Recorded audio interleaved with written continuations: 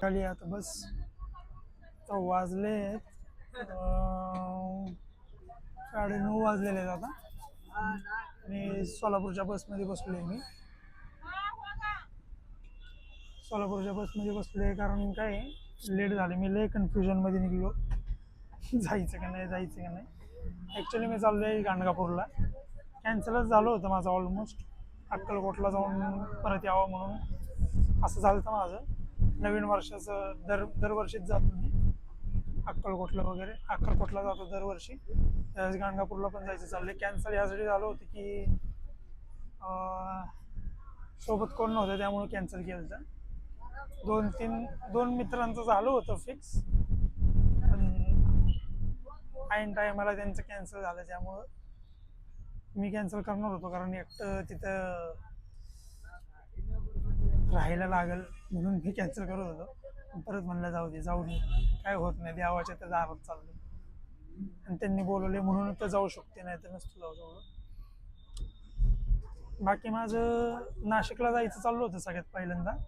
पण तिकडचा एक माझा मित्र आहे महेश, तो म्हणला की कुंभमेळ्यामुळं तिथं एक टाइमच मंदिर चालू असते, दिवसभर चालू नसते आणि ते पण नक्की नाही आहे असं तो म्हणला. बाकी आता मला माहिती कुठनं काढावी याचा प्रश्न पडला होता.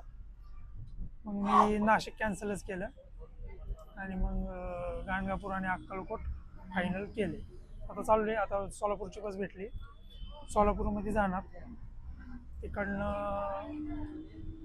अक्कलकोटची किंवा गाणगापूरची बस भेटेल तसं बघू. नाश्ता करून आलेलो आहे आता, येतानाच नाश्ता केलेला आहे आणि हा नवीन माईक घेतलेला आहे. तो जुना माईकचा प्रॉब्लेम झाला आहे, तुम्हाला सांगतो नंतर थोड्या वेळाने काय झालं आहे. नाश्त्याला काय घेतलेलं नाही कारण इडली घेतली होती भरपूर, म्हणजे इडली सांबार खाल्लं होतं मी तिकडं. चहाच घेतला आहे फक्त.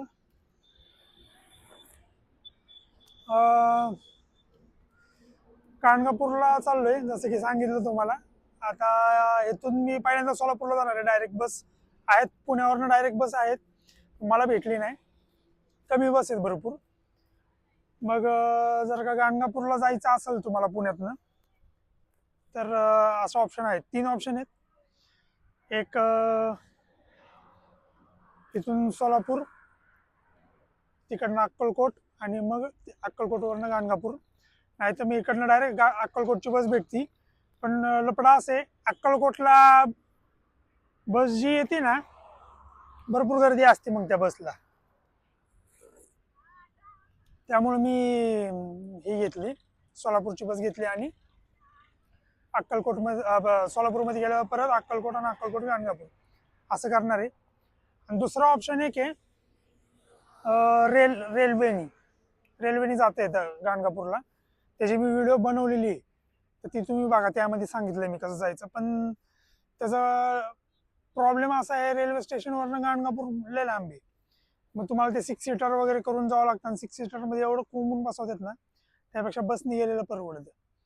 6-7 तासाचा प्रवास आहे, पण होता आरामात, काय प्रॉब्लेम नाही. आणि चहा म्हणजे अण्णाला नावं नाही ठेवते, गेल्याला नावं ठेवते. एवढं घाण करपून ठेवलेलं आहे चहा, लय घाण. आता मी आलो तेव्हा एकच बस होती, आता भरपूर बस झालेली आहेत. आणि मी अजून कन्फ्यूज आहे.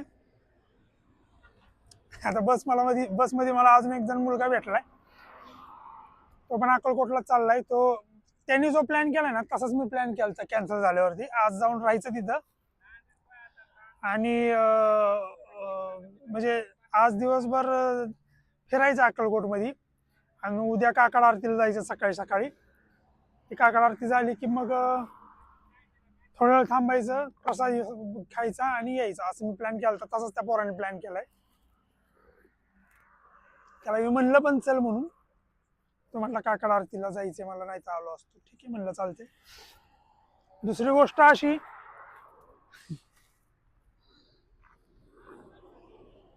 नवीन माईक का घेतलाय आणि हे पण दिसत असेल तुम्हाला बोटाला. तर माझा झाला ऍक्सिडेंट फलटण मध्ये. पंढरपूरवरून येताना. कुत्रा आला आडवं आणि ब्रेक दाबला आणि गाडी झाली स्लिप, आणि त्याच्यामध्ये रिसिव्हर पडला कुठंतरी माईकचा. मग त्याच्यानंतर मी सिंगल माईकवाला घेतला. म्हणलं त्या 2 रिसिव्हरला कनेक्ट होतंय का बघावं. मग काय कनेक्ट झालं नाही.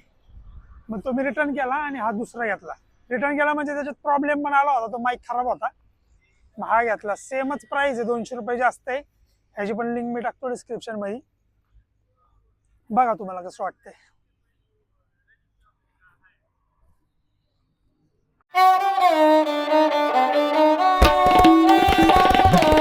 आत्ता सोलापूरला पोहोचलोय, 3:30 वाजले. गाडीने एवढं फिरवत आणलंय ना, लय फालतू फिरवत आणलंय. गुलबर्ग्याची कुठली तरी गाडी आहे. आता अक्कलकोटची किंवा गाणगापूरची कुठली भेटेल त्याने लगेच निघणार आहे, कारण लय लेट झालेले आहे.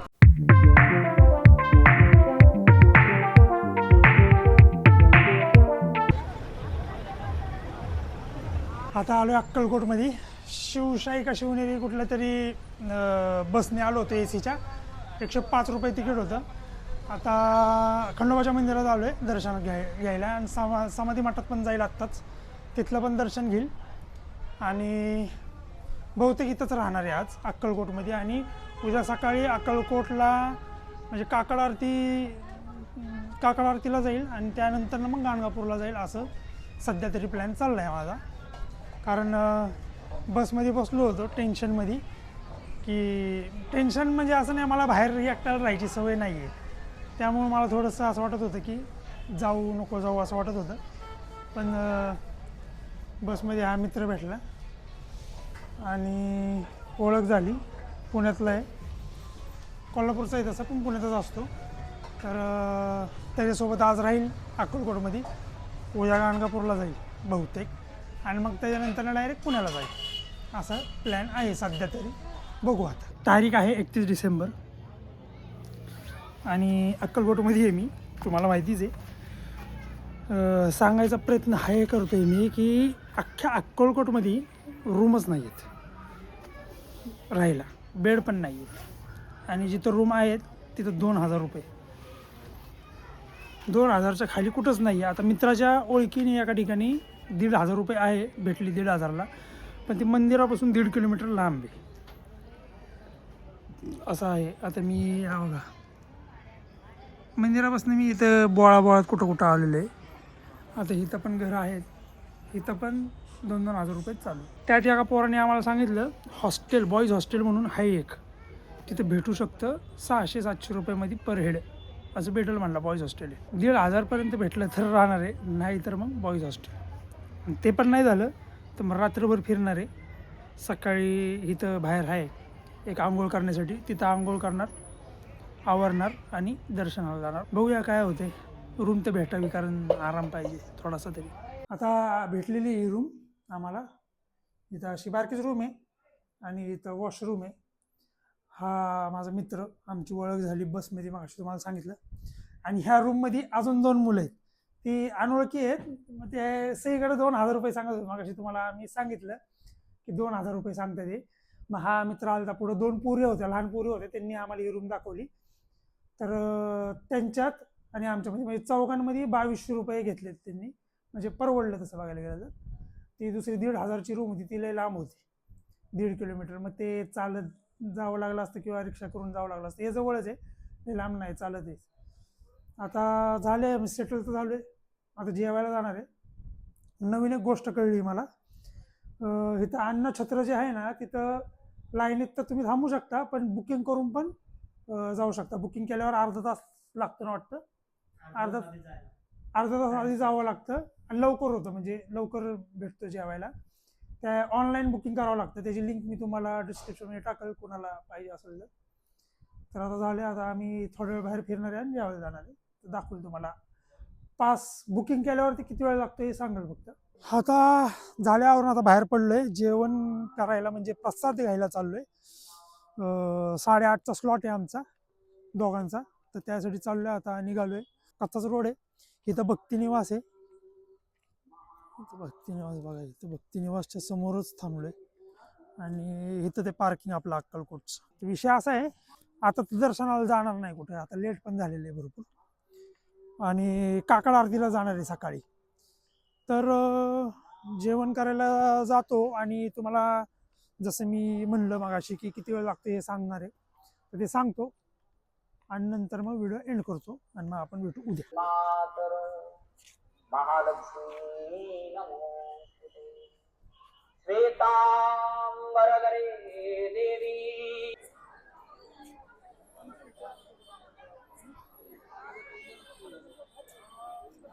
ही जेवायची लाईन आहे, अन्नप्रसादाची लाईन आहे, पण ही फ्रीवाली म्हणजे बुकिंग न केलेली आहे.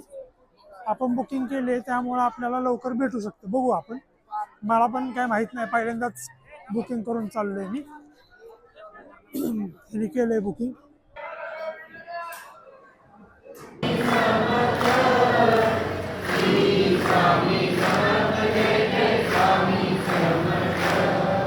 प्रसाद वगैरे खाऊन झालेला आहे. आता इथं रूम घेतली, इथं आलोय आम्ही दोघं. ती 2 पोरं दर्शनातच आहेत, थांबतील अजून भरपूर वेळ. वातावरण इथलं एक नंबर झालेलं आहे. सगळीकडे कीर्तन चालू आहे. कीर्तन अजून काहीतरी चालू आहे, त्याचं नाव मला लक्षात नाही, म्हणजे येत नाही. कीर्तन चालू आहे. आता हे रात्रभर असेच कीर्तन चालू राहणार आहे सगळीकडे. बाहेर रोडवरती पण कीर्तन चालू आहे, मंदिरात पण सगळीकडे. आम्ही सकाळी जाणार आहे 3-4 वाजता पहाटे. आणि आम्ही ते बुकिंग केलं होतं ना लाईनीचं, लाईन तुम्ही बघितली किती मोठी आहे. तर आम्हाला आतमध्ये 5 मिनिटात आतमध्ये सोडलं. 8:30चा टाईम होता, 8 वाजता गेलो तर लगेच सोडलं आम्हाला. आमचं जेवण झालं ना आम्ही आलो बाहेर. तर बुकिंग कशी करायची त्याची लिंक मी, म्हणजे बुकिंगची लिंक टाकलेली आहे. वाटलं तर एखादं शॉर्ट पण क्रिएट करून टाकलं मी, तर ते बघा आणि तिथनं बुकिंग करा. जेवणाचं आधीच करा आदल्या दिवशी, तर तुम्हाला लगेच प्रसाद भेटेल. तर आता ही व्हिडिओ इथपर्यंत ठेवतो. उद्या तसे अक्कलकोटचे भरपूर व्हिडिओ आहेत, पण काकड आरती पहिल्यांदाच मीच पहिल्यांदा एक्सपिरियन्स करणार आहे, त्यामुळं काकड आरतीची शूटिंग करेल. आणि जसं मी मागच्या व्हिडिओमध्ये म्हणलं होतं की प्रत्येक वेळेस गेल्यावर एक नवीन ठिकाण तुम्हाला दाखवणार आहे, तर उद्या अजून एक ठिकाण दाखवणार आहे. तर उद्याची पण व्हिडिओ बघा. मी भेटतो तुम्हाला उद्याच्या व्हिडिओमध्ये. बाय.